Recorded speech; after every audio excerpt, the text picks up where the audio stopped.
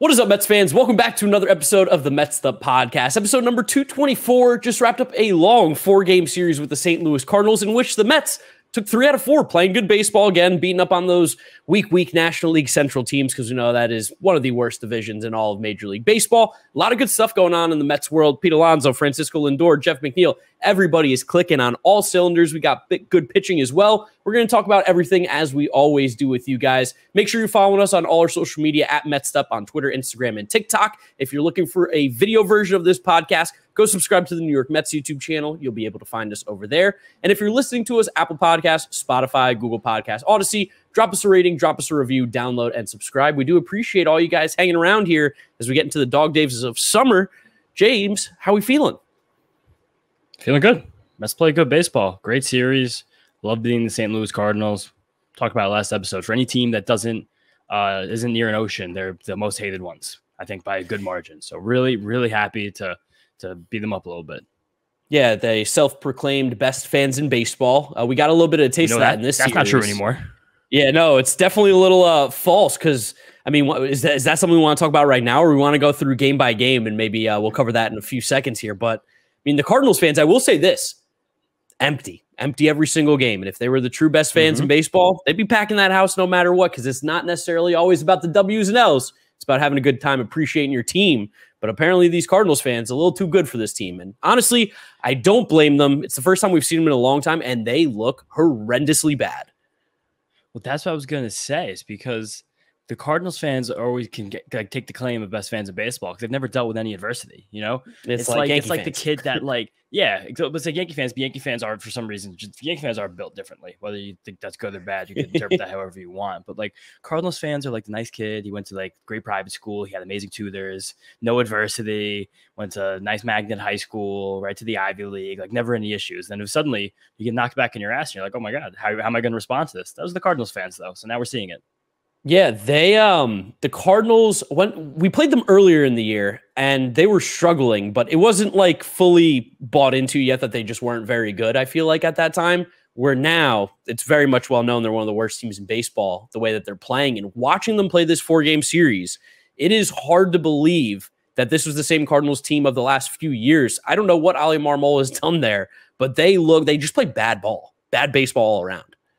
They played bad ball. They weren't well equipped for the rule changes. They've never had enough pitching, but were always able to fake it. They're making, again, this is a good way to lead into game one. They're just making Adam Wainwright pitch every 5th day with an 8 ERA. It's a little bit cruel and unusual what's going on at this point. And it's even weirder when you think back about, you mentioned playing the Cardinals earlier this spring. They came for the Father's Day series at Citi Field. Think about the last time the Mets were in St. Louis. How long ago that was.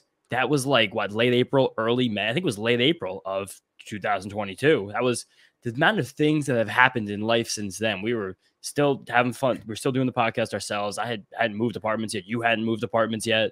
I hadn't had a full revolution of a job. I never had then. And there was a fight in that series too, like a real actual fight. The Mets made a massive comeback after a Nolan Arenado error, and then he took offense to a hit by pitch. That was him just being the hardo that he is. Like, it's been a lot of life since the Mets last played in St. Louis. Yeah, no, it's a very, very long time ago. And honestly, for both teams, a little bit different stories too with how the seasons are going, unfortunately, especially on the Mets side. But I will say, it was nice, though, in game one to see Adam Wainwright get on the mound. And we did better than we normally do against him, at least. He just has nothing. There's nothing left in Adam Wainwright. And my hatred for him, it knows no bounds. Like watching him throw 87 miles an hour with no movement, just dropping a couple curveballs in, you're just like screaming, hit it harder. And like 3 earned runs, 6 innings. Like the fact that he squeaked his way, like weaseled his way into a quality start was ridiculous, especially because I don't think I've ever seen this before. I didn't know how to do the search into the see if it's ever happened before. We need John for that. But if John has to spend time with his daughter on a Sunday in the summer, doesn't care about the podcast anymore. But Adam Wainwright threw 93 pitches and didn't get a single swing and miss on Thursday night. I can't even believe it. I can't believe it happened, especially as many curveballs as he threw, to not get one Met to swing and miss in 6 innings, 93 pitches. It's unfathomable. What's worse, that or the fact that we had to listen to John Smoltz do this game and just absolutely glaze Adam Wainwright left and right about how amazing of a pitcher he is, how he's a Hall of Famer, no doubt. He said, I think, quote, I knew from the first second I saw this guy throw one pitch, he was going to be one of the greatest ever. And I was like, all right, John Smoltz. The guy who, I mean, he hates baseball, so it makes sense why he would love Adam Wainwright so much, because he's so exactly what the game isn't supposed to be now, which is like a control pitcher that throws 87, and his ERA proves exactly why that doesn't work anymore, because it's just not sustainable. But man, it was a hard listen, hard watch with John Smoltz on the call with this game. I knew knowing that John Smoltz was going to be on the call. This was a big Howie game for me. I listened to this one on the radio and really thoroughly enjoyed it, actually, because I don't like listening to John Smoltz do games. Now we're going to have to soon in a few months when the playoffs get started here. And I have something I've been working on for Twitter. It's been in my drafts for a while, and I want to make it for then. It's going to be called John Smoltz Bingo. I'm going to try and drop it during one of the playoff series and like see how we can do here. All the things he always says every single game. But Wainwright, the hardest pitch he threw in this game was 87.4 miles an hour. 87.4 miles an hour. Mets didn't swing and miss one time, like I said. Still only 3 runs, but it was still enough to get the victory. Yeah, I mean, José Quintana did another great job. I mean, what a revelation he's been for this rotation. And I know like the talk I feel like is always about what is the Mets pitching going to look like next season? Well, we know there's going to be at least 2 guys guaranteed in this rotation right now with Kodai, Senga, and José Quintana. And that's a pretty good, I don't want to say 1-2, but having Quintana and Senga in the rotation as 2 guys, pretty solid, especially with how Quintana's been pitching. Definitely. This was a month to his debut, almost to the day on Thursday. He has a 3.03 ERA since then. And since his debut start with the Mets, where he went 5 innings against the White Sox, but only had a 75 pitch limit, he's gone 6 innings at least in every single start. Yeah, no, I mean, he's been extremely consistent, the kind of thing, and we say it every single time he pitches now, but boy, oh boy, what would this season look like if they had José Quintana from the start? Which I know, it sounds so crazy to say that out loud, but he really has been exactly what this team desperately needed early on in the year. Yeah, just consistent, reliable length pitching, just being a veteran, being a professional. It's why they went after him in the offseason. They cited his durability, and he happened to have it's even worse than a freak injury, having like a medical condition, and it made him miss a couple months of the season. And he's come back, and he does exactly what José Quintana loves to do. He throws sinkers, he throws curveballs, he keeps the ball down, he keeps it on the ground, and he puts you in position to win. And then also another cool thing happened in this game. Tim LaCastro, Timmy Loco, as we like to call him here, hit a home run.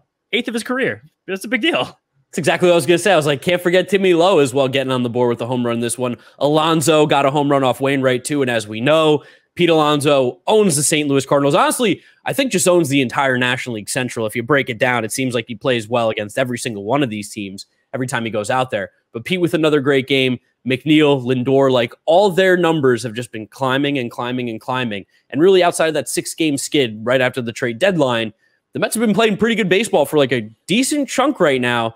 And you see the guy as at the top with Nimmo, Lindor, McNeil, Alonso. They've all been playing well. It's like, man, like you can understand why everyone was so excited about this team. The people who were like, I knew it, you're liars. You were wrong. I don't care. And just the fact that, again, said it a lot, like it was always the pitching. The offense was always good. The offense was always going to be good. Like I'm going to drop some stats about Francisco Lindor and also Vogelback specifically the last few months. Jeff McNeil as well. Pete Alonso was literally just 3 weeks when his wrist hurt. He just didn't hit. Otherwise, he's been one of the best power hitters in baseball, like we always knew he was.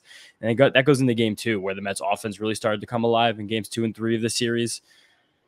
I'm going to talk about the offense really quickly here, because then there's going to be a lot more to talk about what happened in this game. But Brandon with another leadoff home run, his 2nd of the week, I believe, if I remember correctly. Was it maybe not Pittsburgh, maybe not this week? I don't know. But 3rd home run of the week, no matter what. 4 more hard hit balls in this game. So now twice in 5 games, Brandon was had at least 3 hard hit balls in the game. As I said last episode, he did that 12 times in the first 50 games of the year, and none between May 21st and this past Monday. So Brandon Nimmo definitely seems like he has turned a corner again, maybe gotten healthy, maybe just something clicked, maybe something in the preparation, but looks like he's going to end the year how he started it, and that was blazing hot. Yeah, has criminally underrated in all terms of Major League Baseball. Just doesn't get the love of some of these other guys in the league that put up similar comparable numbers. And Brandon Nimmo just does it every single day, day in and day out. Tim LaCastro get another couple hits in this one, swinging the bat well. Don't let Tim LaCastro get hot. That's a 2-hole hitter, Tim LaCastro to you. 2-hole Timmy. Two-hole Timmy. Timmy Loco or 2-hole Timmy. I like both of those for potential nicknames going forward. But the big story from this game, the thing that you guys probably want to hear us talk about the most, is Masyn Winn made his debut for the St. Louis Cardinals this week. Called him up with Lars Nootbaar. He's a very exciting player. Kind of wanted to see Lars up close this weekend, but you get what you get. going on the injured list after hitting a foul ball in a bad spot, which is just one of the funnier baseball injuries happened recently.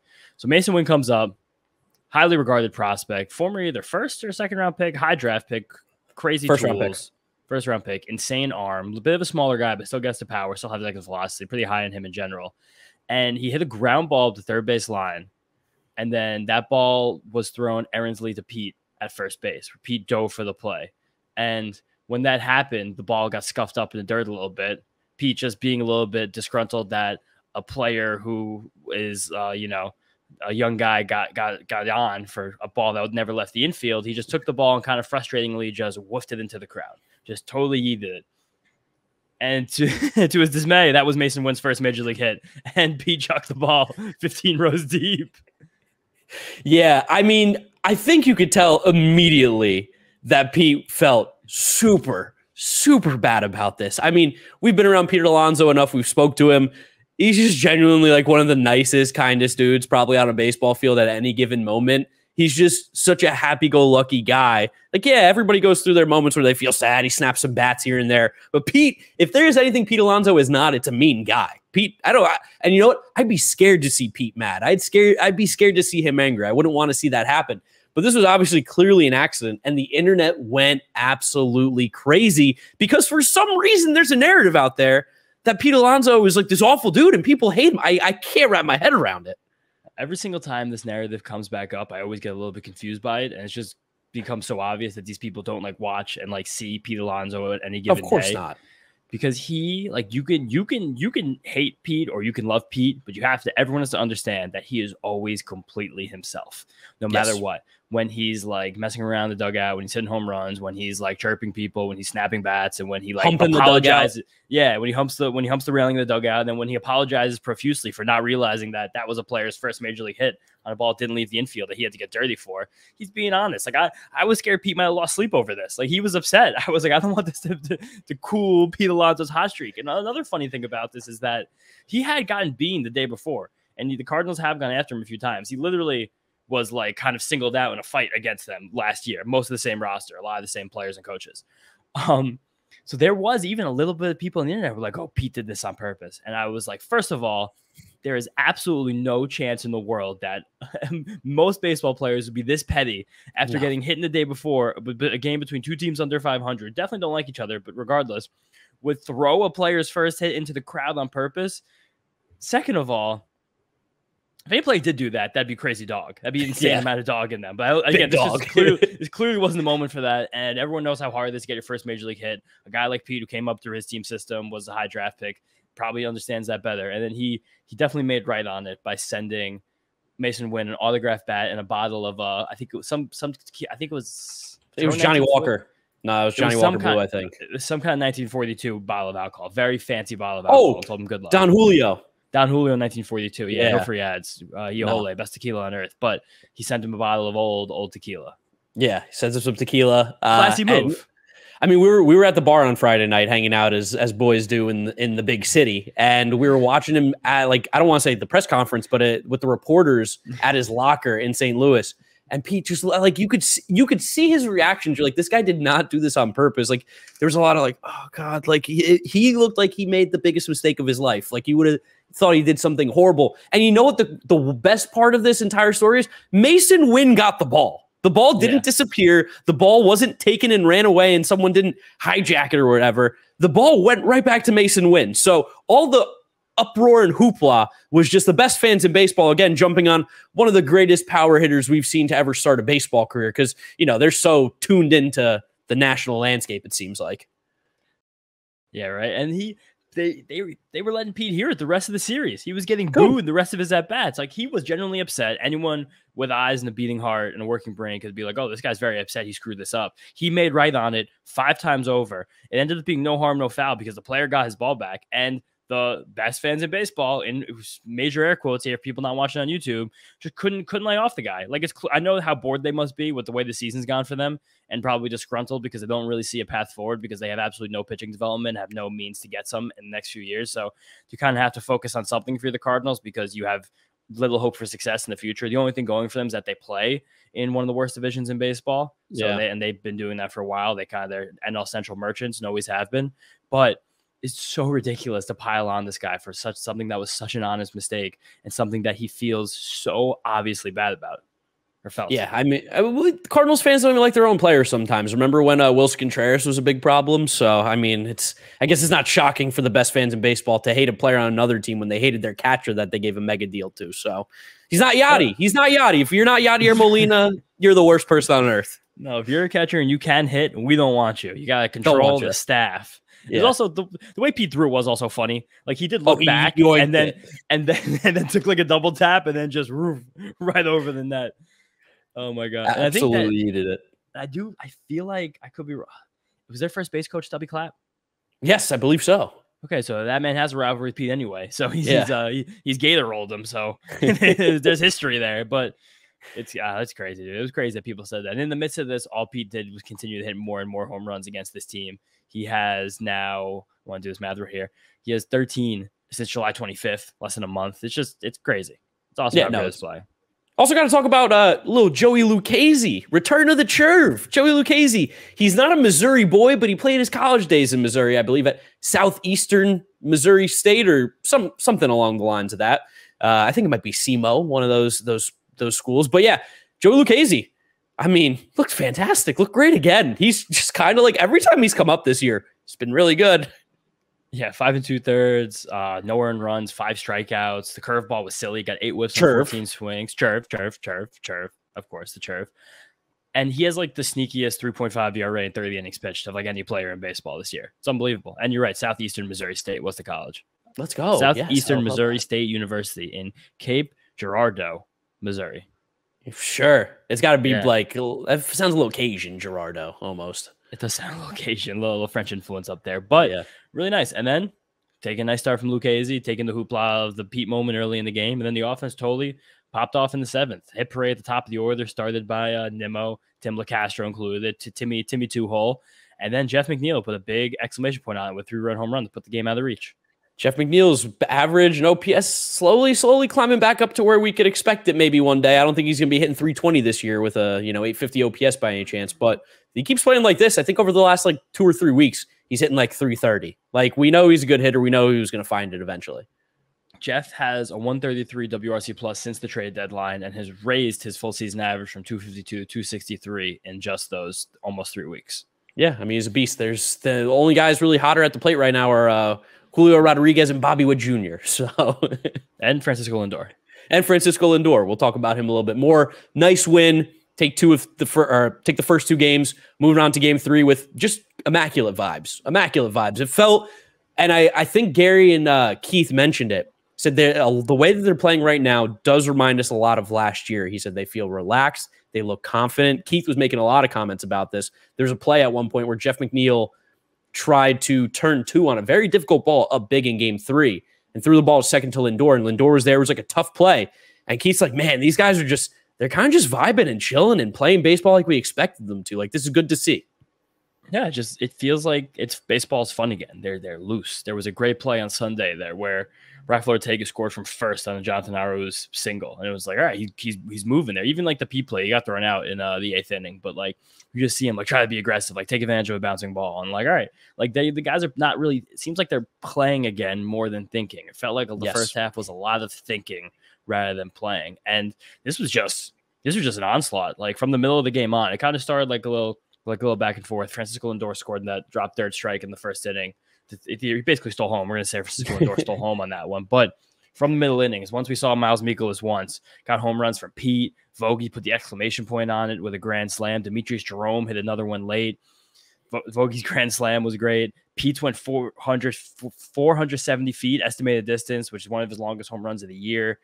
Just absolutely just took advantage of a very, very subpar pitching staff. Yeah, no, Miles Mikolas is bad. Is a bad pitcher. Yeah. The Lizard King for killing live lizards in the bullpen when he was in the Arizona Fall League, eating them He didn't kill a live lizard. He ate a live lizard. Well, it also died. Yeah, but I think you're burying the lead there. You could just kill a lizard. Eating a living lizard. Having a lizard squirm down your esophagus is much different. You guys should look up that story if you've never heard of it. poured Sprite on it, then put it in his mouth and chewed it and swallowed. It's one of the most foul videos on the internet. Yeah, you can watch it still in the bullpen of the Arizona Fall League. So check that one out if you're sickos like us. But I want to highlight Vogie because that Vogie grand slam was like, he just went down and got a pitch and absolutely crushed it. And he's been having that like kind of like a little like center, slightly opposite field power alley now, like since he's gotten good. And I was like, I feel like Vogie has been really good, like for the last month. And I went back and it was actually a little bit past that, the mental health break. The mental health break spanned 10 days early in June, from the 8th to the 17th, I want to say, or maybe like the 6th to the 16th, something like that. Since those 10 days off, where everyone said Vogie got to clear his head, he has a 120 WRC plus, 800 OPS, and 8 home runs and 120 plate appearances. Now, 120 plate appearances comes out to almost like a fifth of a season, right? Because usually a regular season of baseball, you have 600 plate appearances. So 120 times 5 is 600, right, Mark? Yes, that's how it works. So can you do some other math for me? What's 8 times 5? 8 times 5. That's going to be a 40. 40. So 2 months of baseball from Daniel Vogelbach, and he's on a 40 home run pace. So whatever you could say about the guy, he is hitting the crap out of the ball since that break.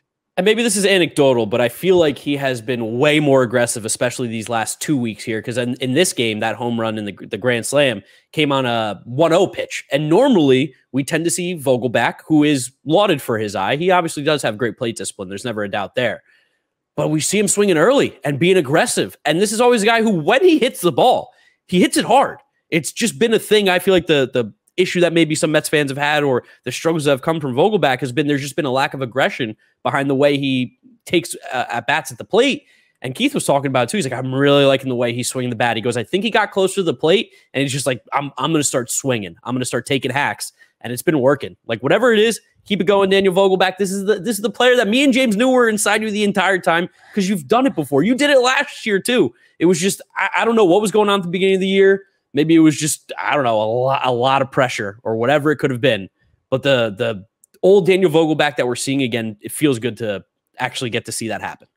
I'm going to get his swinging aggressiveness now in a split, but it's going to take a second to find. But as of before the mental health break, Daniel Vogelbach, great podcasting here, such good podcasting here. He was swinging 32% of the time and seeing 48% of pitches in the zone. So now let's check that out for since the mental health break. And we saw him in game 4 as well. I think he had at least 1 or 2 more hits, hit one down the line early in the count. It also was funny that after he hit this grand slam, he ran into the dugout immediately. Like they showed him on the camera. He said something to Tim LeCastro, Danny Mendick, went down the stairs, like scurried down, and those guys were dying laughing. So whatever it was, must have been very funny, and he got out of there. Well, we do know Vogelbach's a big curator of vibes, and he has been like since he came to this team. Everyone loves him. Everyone always has great things to say about him. We've talked to him. He was a great dude. Yeah, he was a great interview. He was really happy to talk to us too. And he was like, oh, these guys are nice. Usually took a deep breath afterwards. Went, wow, that was easy. That was great. So I told you just now that Daniel Vogelbach had a 32% swing percentage before his mental health break. Since the break, 39% swing percentage. There we go. That's significantly better. And he's whiffing less too, 23% versus 18%. And he's doing significantly more damage. Beforehand, he had a 50% hard hit rate and a 5% barrel rate. Since then, he has loading, great podcasting. Same hard hit rate, 50%, but that barrel rate jumped up to 9%, which is now a little bit above league average. And you can really feel it. You could really feel that Daniel Vogelbach is hitting the ball quite well. And same amount of batted balls before and after, about 81 versus 76. So something tangible did happen to Daniel Vogelbach with that break, and he has been kind of the player that we expected him and hoped he would be when he was acquired last year. Now talk about a player that we'd been hoping for, or I should say Mets fans have been hoping for. Me and you knew this forever. We've known how good this player was. We've never wavered, even for half a second, not even for a breath of air. Francisco Lindor, 4 hits on the day in game 3. And it's just insane how good this guy is. He is, I think right now, top 5 or 6 in F4 in all of Major League Baseball. And I know there's some of you out there listening. I know it. You're haters, and I don't know why. I can't understand it. But James is about to drop some numbers on you where you're no longer allowed to hate. You can't do it. It's just stupid at this point. You can't. So Francisco Lindor, as Mark just said, 6th in all of baseball in F4, 4th in National League. The only National League players who've been more valuable in terms of Fangraphs WAR are Mookie Betts, and in this order, Mookie Betts, Ronald Acuna Jr., and Freddie Freeman. Oh, so the MVP candidates. Yeah, the 3 guys, one of those 3 guys going to an MVP. So Francisco Lindor is high-key going to get MVP votes this season after everyone said that he was done. Yeah, and everyone's going to be like, oh, he's still overpaid. He still gets garbage time. The games don't matter anymore. Let's go back because that only really happened a few weeks ago when this trade deadline happened. You forget that. And we go back to a date very often this podcast, Francisco Lindor's season, because I feel like we all have to understand that these baseball players are not robots. They're all human beings as well. And his daughter, Amapola, was born on June 17th. Shout out Amapola. Shout out Sophia Barron. Since that has happened, Francisco Lindor has hit 10 home runs, stolen 15 bases, has a 310, 390, 540 triple slash, and a 160 WRC plus. And again, you guys are going to say, oh, he's only getting hot because the games don't matter anymore. No, there were 6 weeks in between that date I just said and the trade deadline happening. 6 total weeks. And Francisco Lindor is just as good for those 6 weeks as he's been the 3 weeks since then. When that happened, 617, his full season batting average was 211. Right now it's 251. His full season WRC plus was 95. Now it's 122. His full season OPS on that day was 702. Now it's 795. That's an unbelievable rise of full season stats in only a few short months. And it kind of makes the entire beginning of the season seem ridiculous. And the crazy thing is, if he was even just okay at the beginning of the season, he would be having the best season of his career right now. And if this Mets team was in position, like a better position in the standings, he would also be an MVP consideration for the second year in a row. Second time in 3 years since he's been a Met. It's really, really, really amazing how good he is, how consistent he is. I don't think many, not just Mets fans, baseball fans really understand it anymore. No, I got a video coming out later this week on my YouTube channel about most underrated player from every single team. And Francisco Lindor is the clear and obvious choice from the Mets. It's more of an underappreciation, if anything. Just baseball fans and even Mets fans in general. There's a bunch of Lindorks still out there, loud and proud. I don't know why you would be proud of that, but absolutely crazy that you can't get behind this guy now. So happy he's our franchise shortstop. Ecstatic, thrilled, can't wait. It's just also like the contract always comes up. People are like, yeah, well, he should be doing this. Okay, well, he is doing that. So first of all, if you think he should be doing something and he is doing it, there's quite literally nothing to complain about there, right? Right? That's what it feels like. Okay. And then we say it all the time. All these other contracts are ridiculous. Corey Seager right now is having like a legendary season, like one of the best we're ever going to see, like probably from a shortstop in history of baseball. Like, I'll give him that, sure. Hats off to you, Corey Seager. But in terms of all the other contracts that have been given out to high-profile players in the last few years, Fernando Tatis Jr., you guys know what's happened since that contract got given out to him. Manny Machado right now is having the worst season of his career. We look at Xander Bogaerts and Trey Turner, 2 other marquee shortstops who are signed through their age 40 season. Lindor's only signed through his age 37 season. It's a very important 3 years when you're talking about a contract and the value of the player. You see a major drop-off in hitters that goes on, especially like the really elite ones. Like in terms of like the hitting aging curve, I think it's kind of extended past where we all thought it was for a lot of time. And the worst thing that you see go away with hitters like in their age, but kind of drops off between 33 and 35 is just a chase rate and your ability to make contact on those chase pitches, like have the athleticism to basically make more pitches, waste pitches, keep getting around in the fastballs and the elite breaking balls. But Francisco Lindor has been doing better at that as he's gotten older. So there's really no guarantee that's something that's going to get worse. And already this year, in terms of Fangraphs WAR, he's earned $40 million of value. So well over the $34 million he's being paid. And last year was 54. Even in the awful 2021 that everyone said was like the worst season ever, couldn't even imagine it. He was worth $35 million in terms of Fangraphs WAR and their calculation. But and what's his batting average? Even the batting average 250 now is better than league average. It's probably going to end up the year about 260. You know what it was last year? What, 270? We're at the point right now where there's nothing else to say about Francisco Lindor. He's one of the best players in baseball. He proves it day in and day out. Yeah, so super happy. We got to interview him, shook his hand, took a picture. Yeah. He's gonna play for this team for the next forever. It's so cool. I love it. God, he's 22 home runs, 79 runs, 75 RBIs, 21 stolen bases on August 20th. See, like you could tell me those numbers just right now. That's the end of the season. I go, it's a pretty good year. It's a pretty good year for Francisco Lindor. Yeah. Last year was 26 and 16 with 98 and 107. Great. Not bad. Sign me up every single year. He's going to keep balling. He just keeps doing it. Another guy who just kept doing it, Jeff McNeil. Yep. Let's having fun playing baseball again. 3 more hits in this game. I said it before, 133 WRC plus since the trade deadline. His raised his batting average over 10 points since then as well. Seems like he's doing some good stuff again. Yep, kind of just hitting the ball wherever it's being pitched. And I think, I'm not going to have you look up these numbers because, again, good podcasting here, but I think he's been more aggressive too again. I felt like he was taking a lot of pitches early in the year. He was trying to be someone who's not. He's Jeff McNeil. He's antsy. He's got ants in his pants. He's got a little shimmy here and there, and he swings at first pitches. Who cares? He's not walking. He's not striking out. He's making tons of contact again. He's just putting the ball in play, doing his thing. And he's back up in the top of the order, and it looks like he's having fun doing it. And another big story in this game. Another guy, like, it feels amazing talking about all this stuff. You're like, wow, you listen to this podcast. Mets'd must be having such an amazing season. Because all these guys are doing great, and we keep telling you about them. But Kodai Senga, God, it is so bittersweet how good he is. Because, like, the thing going into the year, like, that was the wild card. Like, he was the linchpin. Like, can Kodai Senga be, like, the most important player in this team? And, like, not by most important, I meant, like, become the X factor. Like, become the guy who is, like, going to be the one who's going to be better than expectations, be better than projections. And, oh, my God, 7 innings, 2 hits, 1 run, 5 more strikeouts. He hasn't allowed more than 3 earned runs in his start in over 2 months. 2 months since that home series the Cardinals played at Citi Field. It's ridiculous. It was June, not May. I misspoke before. I mixed up Mother's Day and Father's Day, which is rough. Too much time in Brooklyn. But just 4th in the National League in earned run average, 4th in the National League in strikeout rate. And this whole run by Kodai has really been catalyzed by his cutter. I've been telling you guys about this cutter for a couple months. He threw that in his fastball almost the exact same amount of times on Saturday. It has become by far his most trusted in-zone pitch. The only one he throws in the zone more than 65% of the time. And he gets so much soft contact with it. It really helps him turn the lineup over. It really helps him pitch. It has helped him really, really pitch deeper into games and pitch more of the contact when he has to. It's the kind of adjustment that can really turn him into, and it is turning him into a superstar. Yeah, and you look all over the place, too. He's got a 28% K rate on the year, which is 4th in National League behind Freddie Peralta, Blake Snell, and Spencer Strider. Who would you say? I thought you said ERA. I said both. Oh, you said both? 4th in both. I'm trying to be a stat guy today. That's what I get. That's what I get. I was like, wow, look how high up he is. And you were telling me it. I wasn't even listening. Good podcasting today.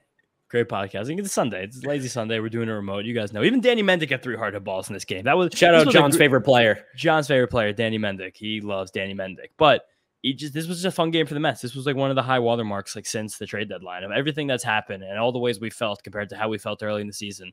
We're also at this time of the year, you kind of start to get nostalgic about the baseball season. Yeah. Because now you start to realize it's actually going to end. Every single April and May and June, you're like, I'm going to have baseball every single day the rest of my life. It's never going to end. And then once the preseason starts playing, you start having your fantasy football drafts, the playoff picture comes into scope, you're like, baseball's going to end. I'm not going to be able to watch the Mets every day. And it's sad. That part sucks. But you got that night. Saturday was a nice moment where you're like, Mets baseball is fun.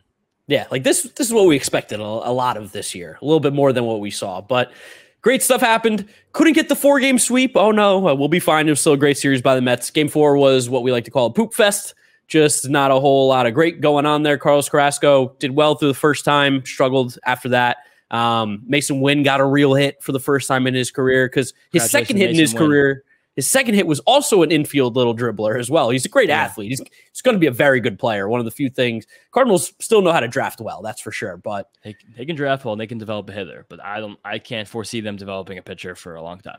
I think Tin Kent's is good. Tin Kent's is good. Tin Kent is good, but I know that they're going to screw him up. Well, they're going to be like, too many strikeouts, too much fun. Yeah.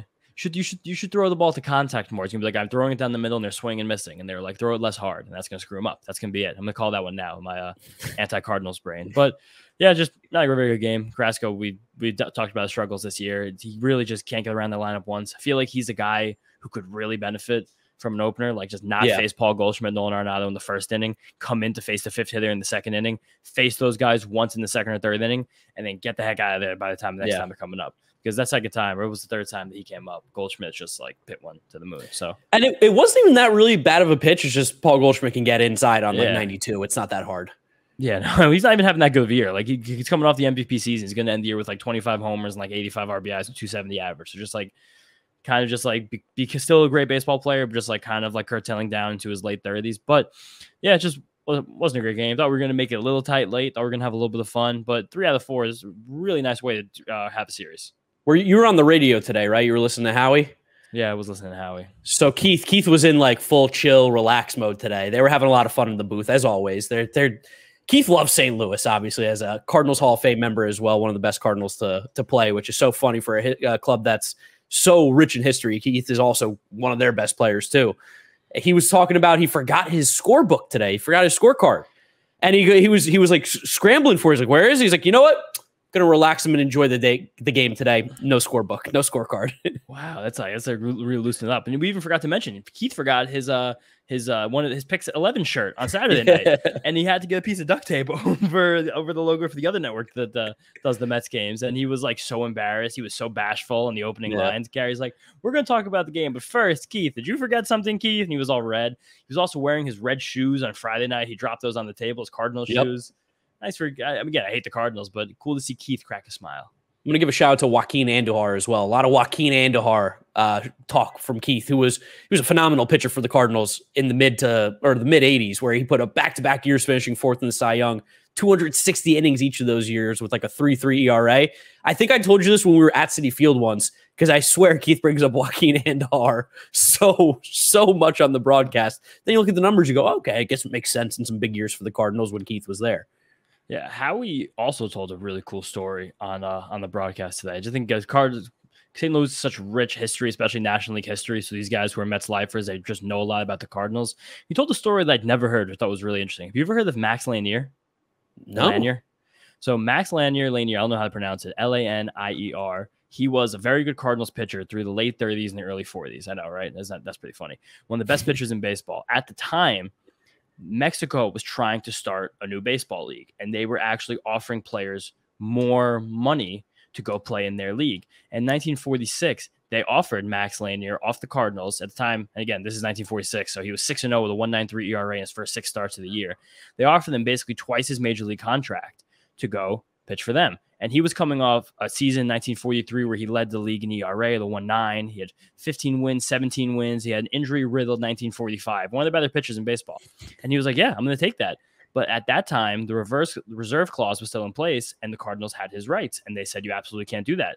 So he just left, and he challenged. He sued the St. Louis Cardinals for his freedom. And he didn't pitch for 3 years and eventually did come back to the team in 1949. So I guess crazy story. Yeah. That's crazy. Isn't that nuts? So at the top of his game, he tried to leave Major League Baseball for more money, which we see a lot of athletes doing that now for other countries. So it's kind of interesting. The Saudi League. I was gonna say them on the podcast, but yeah, sure, yeah. And then we saw Neymar just do it. So interesting that a country like Mexico was like so fruitful. They were trying to start their own baseball league in the 40s, and they offered one of baseball's best pitchers that, and he had a major legal fight to try and get it. And it's also funny that this was almost 25 years before Curt Flood challenged the reserve clause, also as a member of the St. Louis Cardinals. So the two players who tried to undo the way that baseball transactions happen and kind of set the league in motion to where the way we have player movement now, both played for the same team that allegedly has the best fans in baseball.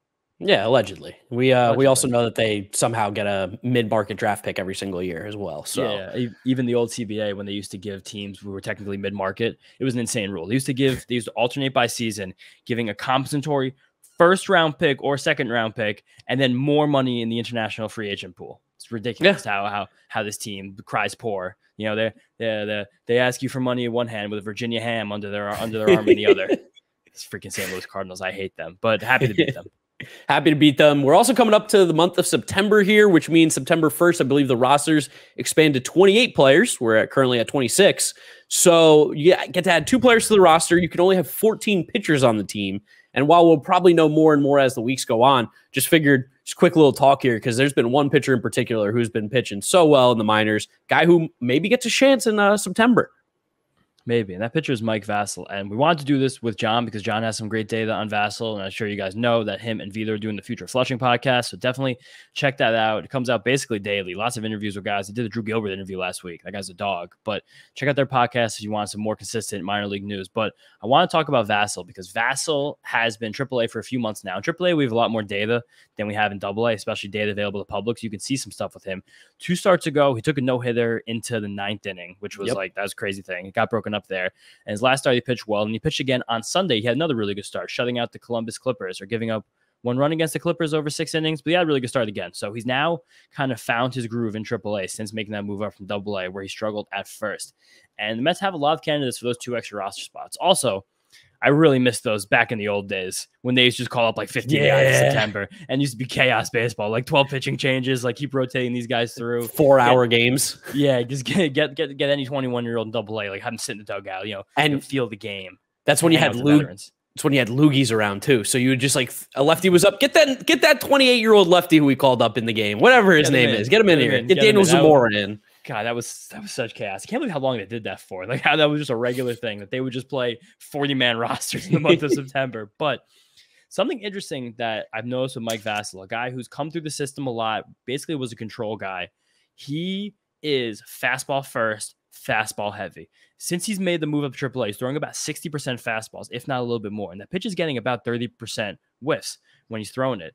And it's interesting because there's a lot of pitch data in the minor leagues, right? In AAA specifically. Shout out, Saris. If anyone is subscribed to The Athletic, you can get his Stuff Plus readings, which has proven to be an incredibly useful tool in evaluating pitching over the last few years. They have those per pitch available in AAA. And while Vasil throws that fastball a lot and he gets lots of swings and misses on it, it doesn't grade very well in Stuff Plus. It comes out as a below league average pitch. But I watched some videos of Vasil throwing that fastball, and he's a big guy, like 6'5", 220. He's meaty, and he gets a lot behind that pitch. He really gets low, and he has a long stride. And he has about 15 inches of inverted vertical break on that fastball and 7 inches of horizontal movement. And I just wanted to compare that to pitchers in the major leagues who are at least of a similar size to Vasil, looked like they had a similar release point. And the closest one I could get, just eyeballing, is Michael King of the Yankees, who's a bit of a bigger guy. He has a longer arm. He's like a long guy. He's not as tall as Vasil, but he kind of releases the ball in a similar spot. And it's that lower angle to release a fastball that makes it a little bit harder for the hitters to pick up, which is why I think that Vasil's pitch gets so good. And King's fastball has great results, and it has pretty good results in that same Stuff Plus model in the major league. So I see that, and I'm like, okay, this Vasil thing is serious. But I kind of thought about it more, and the way he fills up the zone with it and uses 65% of the time, it would make sense as to why he struggled initially in AAA compared to AA, because in AA, they're using the pre-tacked baseball in the Eastern League. So when you have that pre-tacked ball, and we just know based on the way the RPMs were going with spider tack the last few years and the type of movement pitchers getting on their fastball, he was probably throwing a much tighter fastball with that angle. He was probably getting more vertical break, and he was probably getting a lot more whiffs with it too, because even like he throws it hard-ish. It's not super hard. It's about 94 to 96, which is better than draft day. So good work by the Mets pitching lab to get that fastball up, especially with how important of a pitch it has been for him. So really interesting to see that was his out pitch, and his most thrown pitch was definitely using it to miss tons of bats in AA, because his strikeout and walk numbers were like some of the best in AA that we've seen even in the last couple of years. And losing that ball, now rediscovering that fastball. And I think the next just step for Vasil is like he's been throwing a cutter a lot more recently that has gotten really good results, and his curveball grades really well in that same Stuff Plus model. He doesn't use it a ton, but there was a great video I tweeted out today. He dropped a really nice one on John Kenzie Noel in that game against the Columbus Clippers. The pitch looks like it has great movement. And when your fastball has like that decent action, like the curveball is going to be one of the best pitches you can use off of it. It reminds me also a little bit. It definitely doesn't have as much movement as Joe Ryan's fastball, where it has that low arm slot. Vasil's a bigger guy, and Joe Ryan's arm slot is so unique that's a little bit off the grid, but it's that same kind of thing where he can throw this fastball a lot and hitters just aren't hitting it. And I think that is something that will probably go against the model, and I kind of see more importantly, because it is getting the results as much as he's using it. Now, I know Christian Javier is smaller than Vasil, but doesn't Javier have a similar thing where his fastball is kind of unspectacular, but it just gets swings and misses, or it did? I don't know about this year now. It did. Javier had something, and I guess Vasil's could have something like this too, where when you evaluate these pitchers and the fastball is always the leading pitch, you almost want to see, like, you have to kind of categorize it as like this fastball has good shape and good velocity, or this fastball has one or the other, or this fastball has neither. Maybe we have to just start throwing a different pitch. And you see a guy like Javier, and Eno has used this term before, called a precarious fastball, where I like this fastball because it has really good shape, but doesn't have really good velocity. So if that shape winds up coming down a little bit, the velocity is not good, you're a little bit scared of the fastball. Shohei Ohtani, as good as he is, like he also has a bit of precarious fastball. He throws it so hard. Kodai's like this as well. They throw it so hard, but the shape isn't really great. So you're missing a lot of bats with it. We've heard this a lot about new Pirates first overall draft pick, Paul Skeens. He started pitching in the minor leagues as well, where people are talking a lot of smack about the shape of Paul Skeens' fastball, but you ever watch the guy pitch? Like he throws 101. Yeah, he throws 101 with insane movement. Like guys can't hit it. When that fastball eventually becomes 95, it probably will get hit a little bit. But Vasil right now has that 95, and he's throwing it with the really good shape. So it's going to be interesting to see the development of his secondaries, his off-speed pitches, because it definitely won't be an elite fastball forever. But right now, he's using it a lot. He fills up the zone with it. He misses a lot of bats with it. And I'm sure John's going to talk about him more in the next future of Flushing, because he did just pitch on Sunday. And we were going to have this Vasil conversation last episode, but we were just having too much fun talking about SpongeBob in the studio, so we didn't. John said he comped him to Garrett Cole.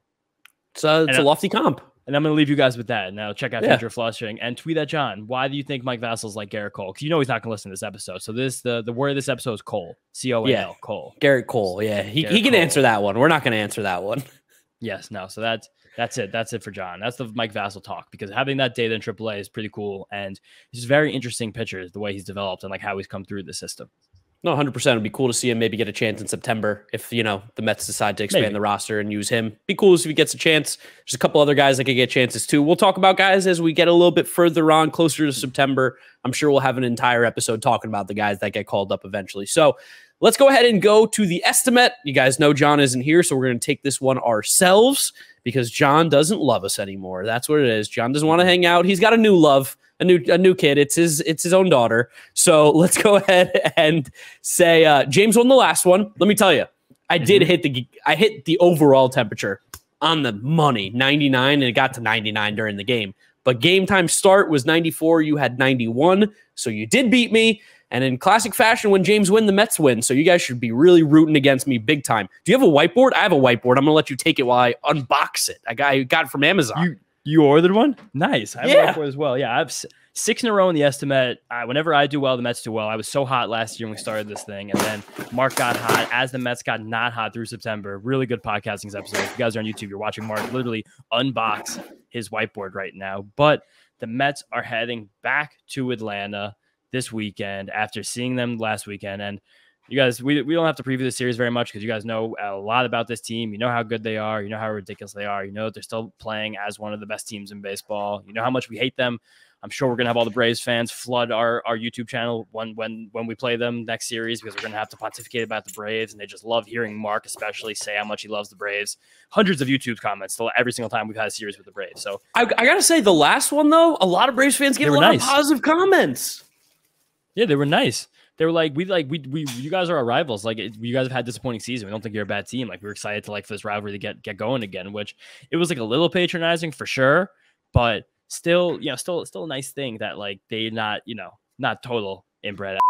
I shouldn't have said that. No, you're fine. It's all good. I guess. Yeah. All right. We'll see. So you told them what the Esti-Met was?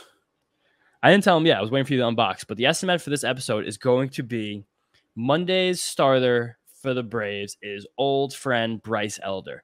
And our Esti-Met is going to be how many breaking balls will Bryce Elder throw? Because we're going breaking balls or we're going sliders. Well, people call it a curveball. It says slider in Baseball Savant, so I'm just saying breaking balls to get the full encompassing one. Whichever pitch is classified as a breaking ball, that counts on this. Okay, I'm gonna have to do some quick math here. Let's see. How many pitches does he throw a game normally? All right, throws around there, and we got that number. I'm gonna go with. I have my number. I was quick on this one. This is my wheelhouse, so I was right. Yeah, this is right in your wheelhouse. Hold on, wait. I didn't like that number I picked. I'm erasing. This whiteboard I got is massive, by the way. I didn't think it was going to be this big. Yeah, that looks like almost too big for this. Yeah, it might be a little too big, but I got my number. You got it? All right. Yeah. We're turning them around in 3, 2, 1. Ooh. 37. Ooh, 31 31. Piazza. I had 30 written originally, and I said, I can't go with 30. Just go 31. No, I got 37. He fills up that zone with breaking balls. He throws like 35% breaking balls. And I'm assuming he's going to throw 100 pitches. So that's what I got. So the number is 36.7% sliders on Baseball Savant, and he averages about 90 pitches a game. That's pretty much where his average has been. So I liked going a little under 36. Nice. And so that's what we got. James 37, Mark 31. I'm on a 6-game heater with a 2-game lead. Still have to do my Esti-Met punishment from the first half. Have heard no word about if I can get some pinstripe baseball pants before this weekend. So it might not happen this weekend. Maybe it happens sometime in September, but I'm working on it. Yeah, no, I mean, well, John's not here and Vito's been in France. Mets have been hot, though, so, stay hot. It's been hot. Yeah, right? The boys are on. The Mets are hot. And, again, not much previous Brave series. We just saw them. The pitching matchups are, like I said, Elder versus David Peterson, Monday night, 7:20. Tuesday evening, Charlie Morton Tuesday, Tyler McGill versus Charlie Morton. That's also something. And then Wednesday, also 7:20. So late night podcasting on Wednesday. Nice time for Vito to come back to stay up all night podcasting with us. José Quintana versus Spencer Strider. Yeah, don't like them. We'd like to win some games. We'll see what happens. These are games. I'd love to win some games. I'd love to beat the Braves. Unfortunate for us, the most overrated player in baseball will probably not be playing, if I had to guess, because I think he's on the IL still. Though he's been rehabbing a little bit, running around a little bit. But Ozzy Albies out for this series. So I think, has your boy been playing? Has Vaughn been getting some action? I thought you meant my boy Nicky Lopez, because he has been playing, because Vaughn Grissom has stone hands and a new alarm, and he's not an infielder, and the Braves recognize that. Well, other people really think he is, but that's beside the point. I do want to highlight one player, though, who we probably should be talking about more because of how good he is, but I've been having some fun with like sample sizes, like doing some stuff this week, and just when guys have bad starts to the season, it's really easy to overlook them. And one guy who had a bad start, who is being overlooked, who is not being overlooked anymore, is Michael Harris. Yep. You guys can probably remember all the way back in June, the first time we did a series with them, I said he was stinking. Since that first game against the Mets on June 6th, which he even went 0 for 4 in that game. So I mean, I even included that in the sample just to get the whole thing, because since that Mets series, he has a 350, 380, 560 triple slash with a 150 WRC plus and 9 home runs and 40 runs scored. And those 40 runs scored have come with 90% of his games hitting out of the 9-hole. And he scored 40 runs, 245 plate appearances. I hate the Braves. They're so good. I hate them. And since that time, Michael Harris has raised his batting average. This is comical if you're going to hear this. From 168 to 287 since June 7th. That is such a 168 he was hitting on June 7th, and now he's hitting 287. That's out of control. That's insane. I hate them so much. Isn't that ridiculous? Isn't that so absolutely ridiculously awful? Have you ever heard of a guy who had 2 full months of being bad and then now is going to finish with a 300 average? Never heard of such a thing. And even now, you mentioned Ozzy Albies not being in the lineup. Michael Harris is hitting second for this Atlanta Braves team now. Yeah. They did just lose to the Giants, though. Wilmer Flores. Shout out Wilmer Flores and J.D. Davis playing good baseball. Yeah, shout out Wilmer. J.D. Davis is not playing good baseball. Have you seen J.D. Davis since the beginning of June? He's hit about 190 with 70 WRC plus. Hate to see it. Shout out Wilmer Flores. Wilmer Flores having one of the best seasons of any player I'm playing in baseball. It's like baseball's best kept secret right now is that Wilmer Flores has like 20 home runs at 300 batting average. Good for him. That Giants team, you don't like them, but they're going to go back to playoffs probably, and they're so annoying. And they're a little pesky. They will get knocked out instantly. That's a fact. I think they're a little pesky. That bullpen's awesome. Camilo Doval, super fun. But you got anything else you want to say about the Braves? Oh, before we go, I know how we're going to rile up Braves fans next episode. I got it. We're going to say that Mookie Betts is the MVP. Oh, easy choice. Or Freddie Freeman, the guy that they got rid of. Yeah, I think those two are the clear MVPs. And I think Ronald Acuna, like you could definitely see his season like kind of falling off a little bit. And you could also see just the Braves would still win the division without him. That's clear. Yeah. Mookie Betts, Dodgers would be in peril without Mookie Betts. He is the most valuable player. And Freddie Freeman is the second best first baseman in baseball behind Pete Alonso. Exactly. And if Ronald Acuna was going to be in position to win the MVP, what he definitely could have done, because his teams needed middle infield help this year many times. Yeah. Like why wouldn't he go in and play shortstop or second base? Like that. His brother can play shortstop and second. That's all I'm going to say. Yeah, right. And also the outfield. So first of all, the Mets have the better Acuna, and Ronald Acuna is like their best player in the National League, which is still really good. A lot of good players in the National League, and the fourth best is Francisco Lindor. So those two like next to each other in terms of superstardom, and then way above them, Mookie Betts and Freddie Freeman. Yeah, that's fair. Understandable. Hey, it happens. But that's a little preview for you guys for the next episode, because I'm sure it's going to be a fun one. Thank you guys for listening. Thank you for watching. Remember to follow us on all our social media at Mets'd on Twitter, Instagram, and TikTok. Go subscribe to the New York Mets YouTube channel if you're looking for the video version of this. If you're listening to us on Apple Podcasts, Spotify, whatever it is, drop us a rating, drop us a review, download, subscribe. Again, we really do appreciate all you guys hanging around with us as we get into the later part of the season. Follow James on Twitter at James_Shiano. And me, Giraffe Neck Mark with a C. Thank you guys, and we'll catch you on the next episode. Peace. Peace out. See you guys next time.